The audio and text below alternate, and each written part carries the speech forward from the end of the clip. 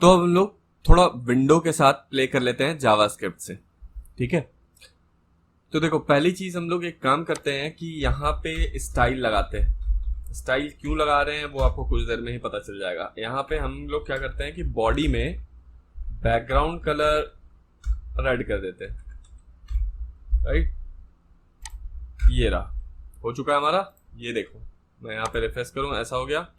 Console open कर लेते हैं हम लोग। ठीक है, ये रहा। अब देखो, अब हमें मान लो कि अपने विंडो का साइज पता करना है, तो कैसे पता करेंगे? विंडो का साइज मतलब पता है आपको, जो ब्राउजर का आपका साइज करंट दिख रहा है।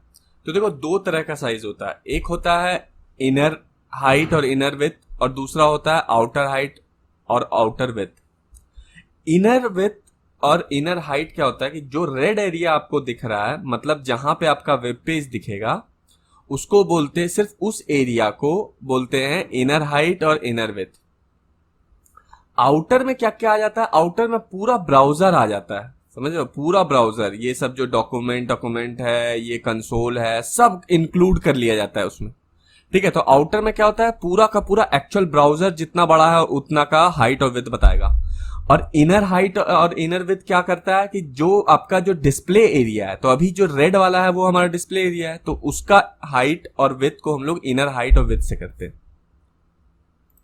तो अब इसको हम लोग कोड में जरा लगा के देख लेते हैं। तो मैं क्या करता हूँ, स्क्रिप्ट में आपको दो console.log बनाते हैं पहले, console.log, क्योंकि console.log ही करवाएंगे। ठीक है, अब देखो कैसे हाइट, इनर हाइट और इनर विड्थ पता करते हैं। पहले तो आपको लेना है विंडो ऑब्जेक्ट, विंडो, और उसका एक प्रॉपर्टी होता है इनर हाइट, उसको यूज कर लिया। ठीक है, फिर दूसरे में हम लोग क्या क्या यूज करते हैं, विंडो डॉट इनर विड्थ।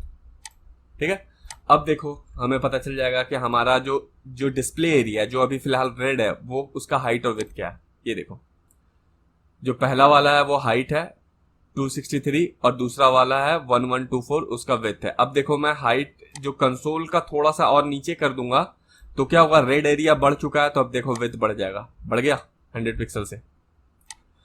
अब देखो ये तो सिर्फ रेड एरिया को काउंट किया, अब मुझे एक्चुअल ब्राउजर का ही साइज चाहिए, तो मुझे क्या करना है, जो इनर है ना, इसको कर देना आउटर।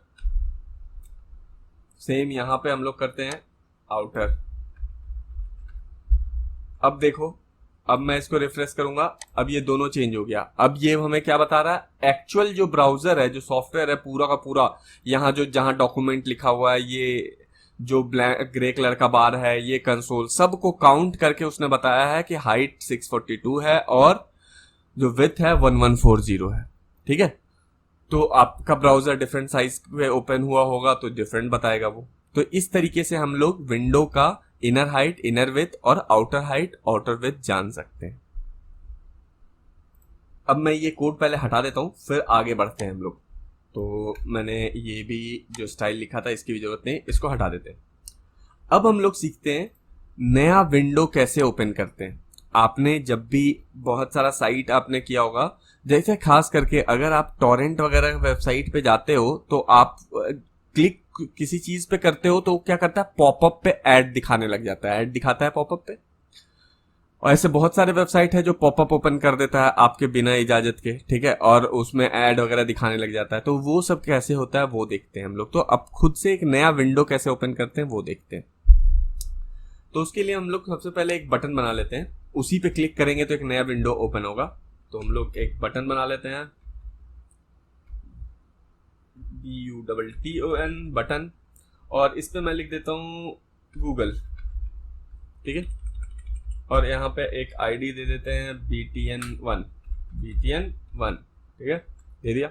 ये देखो है गूगल नाम का एक बटन बना हुआ आ गया हमारे पास। अब सारा काम स्क्रिप्ट का है। अब हम लोग सबसे पहला काम क्या करते हैं, सेलेक्ट करते हैं इस बटन को। तो क्या लेंगे, let BTN equal to document dot get element by ID, और हमारा ID क्या है, BTN1। सेलेक्ट हो गया हमारा बटन। अब इसके क्लिक करने पे हमें क्या करना है, एक नया विंडो ओपन कराना है। तो पहले क्लिक इवेंट रजिस्टर करते हैं।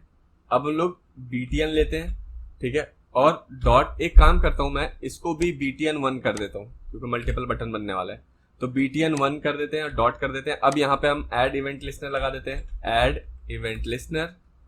और यहाँ पे कौन सा इवेंट लिस्नर है हमारा, इवेंट क्या है, क्लिक इवेंट लगा दिया। क्लिक करने पे क्या करना है, एक एनोनिमस फंक्शन बना लेते हैं, बना लिया। अब यहां से आप देखो कि क्या होता है। अब हमें क्या करना है, यहां पे एक विंडो ओपन करवाना है, ठीक है। तो विंडो ओपन कराने का क्या होता है, जो आपका सिंटेक्स होता है वो होता है विंडो ऑब्जेक्ट डॉट ओपन, एक मेथड है इसका।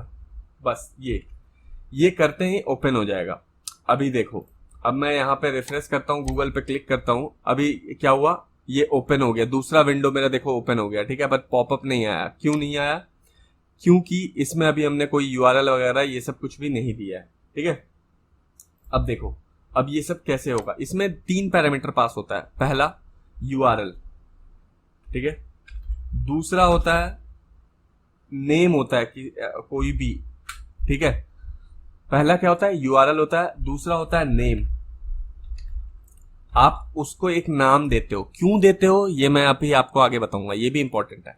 तीसरा होता है फीचर्स, ठीक है, उसका सारा फीचर्स, ये भी मैं अभी आपको बता देता हूं। तो 3 पैरामीटर इसमें पास होते हैं। तो देखो, यूआरएल पास करने के लिए मैं क्या करता हूं कि यहीं पे लिख देते हैं, या तो यहां पे लिख दो या एक वेरिएबल बना दो। चलो एक वेरिएबल बना लेते हैं, लेट यूआरएल नाम का ही वेरिएबल बना लेते हैं, यूआरएल इक्वल टू, और यहाँ पे हम लोग क्या करते हैं, गूगल का यूआरएल डाल देते हैं, https www.google.com, ठीक है। अब इस यूआरएल को हम लोग यहाँ यूज कर लेते हैं, नाम सेम ही था तो यूज हो गया। यहाँ पे नेम हमें देना है इस जो विंडो ओपन होगा उसका, तो एक काम करता हूं, मैं इसका नाम दे देता हूं गूगल जी भी स्मॉल में रख लेते हैं, ठीक है, गूगल। अब यहाँ पे फीचर्स पास करना है, तो एक फीचर्स नाम का भी एक वेरिएबल बनाते हैं, लेट फीचर्स, ठीक है, इक्वल टू। यहां पे क्या होता है कि यहां पे आपको इसके बारे में जितनी भी फीचर्स है वो आप यहां पे देते हो। जैसे फॉर एग्जांपल हाइट, मुझे हाइट सेट करना है जो विंडो ओपन होगा उसका, तो हाइट इक्वल टू आप यहाँ पे कुछ भी दे दो, मान लो 500 कर देता हूं मैं, और उसके बाद कॉमा दो और नेक्स्ट बताओ फीचर, मान लो हाइट हो गया, विड्थ दे देते हैं। अब विड्थ भी हम लोग 500 ही करते हैं, ठीक है, स्क्वायर में ओपन हो जाएगा। ये रहा, अभी हमने 2 फीचर दिया, बहुत सारे फीचर्स होते हैं, वो मैं अभी आपको आगे वो भी दिखाऊंगा, ठीक है। तो अब देखो, अब हमारा सब कुछ सेट हो चुका है। यूआरएल हमने पास कर दिया, यहाँ पे नेम पास कर दिया गूगल, और फीचर पास कर दिया फीचर्स में, ठीक है। अब मैं यहाँ पे जाता हूँ, रिफ्रेश करता हूँ इसको और एक बार क्लिक करता हूँ, तो क्लिक करते ही हमारा एक विंडो ओपन होगा। अभी आपको दिख नहीं रहा होगा, अब आपको दिखेगा, ये देखो, ये विंडो ओपन हुआ और इसमें क्या खुल गया, www.google.com। इसी तरीके से खुल जाता है आपका भी ऐड। अच्छा, अब देखो 2 चीजें हैं, मैं इसको अभी कट कर देता हूँ। कुछ लोगों का ये नहीं खुलेगा, क्यों, क्योंकि ब्राउजर बाय डिफॉल्ट बंद करके रखता है इसको। तो यहाँ पे देखो, यहाँ पे ना ये वाले बार में आपको यहाँ पे आ जाएगा पॉपअप डिसेबल्ड, तो इसको जाके इनेबल कर लेना, तो वो काम करना स्टार्ट कर देगा, ठीक है। ऑलवेज अलाउ करके ऑप्शन आएगा तो वो कर लेना, यहाँ पे आपको शो कर देगा कि पॉपअप डिसेबल्ड, ठीक है, रेड कलर का। तो वो जब क्लिक करना तो आप देख लेना यहाँ पे, और उस पर क्लिक करोगे तो आपके पास ऑप्शन आ जाएगा इनेबल करने का, फर्स्ट थिंग। सेकेंड थिंग, और भी फीचर्स। अभी तो आपने देखा मैंने इस पे क्लिक किया तो क्या हुआ, 500 बाय 500 खुला है। तो हमने ये चीज कहाँ सेट किया था, आप देखो यहाँ फीचर्स में सेट किया था। तो फीचर्स में और क्या क्या होता है वो कहाँ देखेंगे हम लोग, तो आपको कुछ नहीं करना है, गूगल पे जाना है और यहाँ टाइप करना है window.open, ठीक है। आपको याद होगा मैंने स्टार्टिंग में आपको बताया था कि आपको कोई भी चीज अगर सर्च करना है तो इस पे जाओ, MDN वाले वेब डॉक पे, ये आपको डिटेल में सारी चीजें बताते हैं। अब देखो यहाँ पे जो फीचर्स का लिस्ट है वो इन्होंने यहाँ पे दिया हुआ, ये देखो, लेफ्ट और टॉप भी आप डिसाइड कर सकते हो, साइज आप डिसाइड कर सकते हो, विड्थ और हाइट ये हमने अभी कर दिया, आउटर विड्थ और आउटर हाइट भी आप डिसाइड कर सकते हो, मेन्यू बार रहेगा या नहीं, टूल बार रहेगा या नहीं, लोकेशन रहेगा या नहीं, ये सब सारा चीज आप डिसाइड कर सकते हो, ठीक है। तो मैंने अभी आपको एग्जांपल के लिए हाइट और विड्थ सेट करके दिया था, आप इस डॉक में से पढ़ के बाकी चीजें खुद ही कर लेना। अब बात करते हैं हम लोग, ये जो नाम दिया है गूगल, इसका क्या यूज है।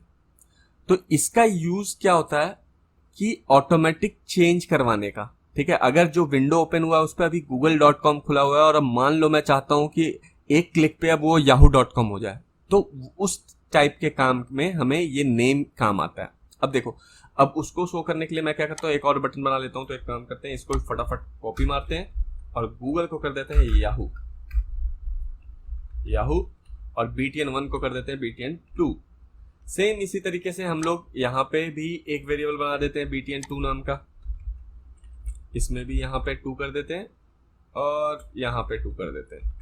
ठीक है, हमारा दूसरा वेरिएबल भी सेट। अब इस पे भी क्लिक इवेंट लगाना है हमें, तो इस पे भी लगाते हैं BTN2.add event listener। इसमें भी हमारा क्या है, क्लिक इवेंट है, क्लिक लगा दिया। उस पे एक एनोनिमस फंक्शन बना देते हैं, ये रहा।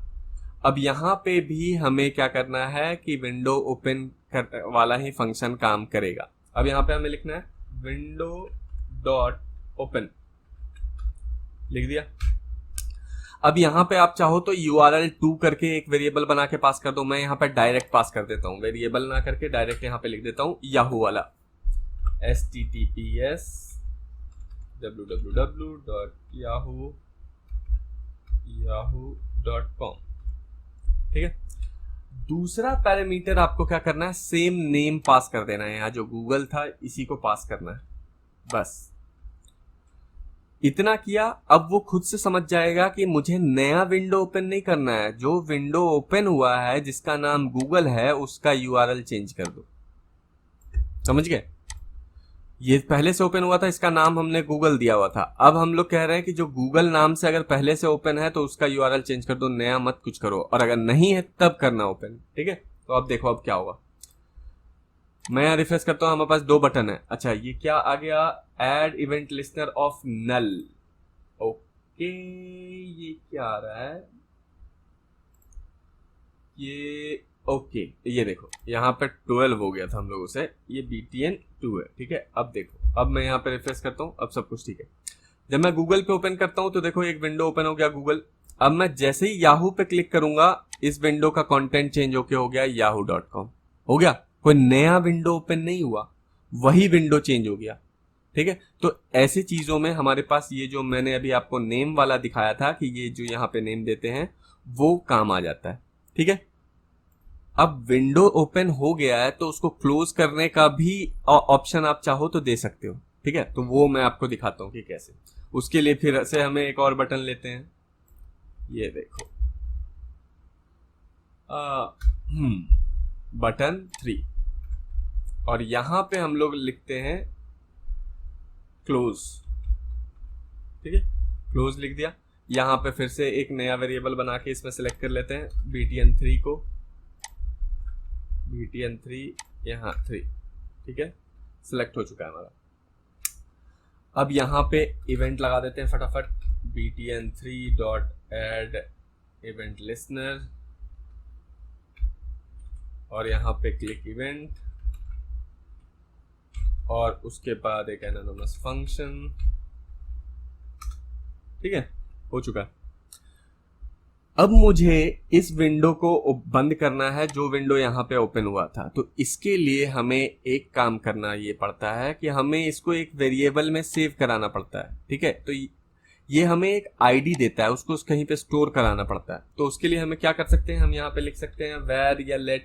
ठीक है, let win या विंडो कर दो, पूरा विंडो इक्वल टू इतना। ठीक है, अब ये जो ओपन हुआ है ना, ये अपना आईडी यहाँ पे स्टोर कर लेगा इस ऑब्जेक्ट, इस वेरिएबल में। तो हमें ये क्लोज करते वक्त यही चीज चाहिए होता है। ठीक है, अब देखो, अब मैं आपको एक चीज और बताता हूँ, यहाँ सुधार नहीं रहा, यहाँ पे एक गलती है। ठीक है, इसको रहने देता हूँ। अब हमें क्या करना है, हमें यहाँ पे लिखना है, सेम वेरिएबल को कॉल करना है। ये जो था विंडो, या विन कर देते हैं, इसका नाम थोड़ा अच्छा रहेगा। ठीक है, अब देखो विन है, तो हमें पता है कि हमें किसको क्लोज करना है, विन वाला जो है उसको क्लोज करना है, जो ओपन हुआ था उसको। और यहां पे बस हमें लिखना है क्लोज। ठीक है, अब देखो अब क्या होगा। अब मैं यहां पे रिफ्रेश करूंगा, गूगल पे क्लिक करता हूं, गूगल ओपन हो गया। अब मैं इस क्लोज पे क्लिक करूंगा तो क्या आएगा, एरर आएगा। एरर क्या आएगा, विन इज नॉट डिफाइंड। अब क्यों ऐसा आया है ये देखो, मैंने आपको जब वेरिएबल वगैरह पढ़ा रहा था, लोकल स्कोप और ग्लोबल स्कोप, तो आपको क्या बताया था, किसी भी फंक्शन के अंदर अगर कोई वेरिएबल डिक्लेयर करते हो तो उसकी विजिबिलिटी सिर्फ उसी फंक्शन तक होता है। तो हमने यहाँ पे डिक्लेयर किया है और इस फंक्शन में आके उसको क्लोज कर रहे हैं, तो वो एक्सेसिबल नहीं है ना, उसको ग्लोबल बनाना पड़ेगा। तो ग्लोबल कैसे बनाएंगे?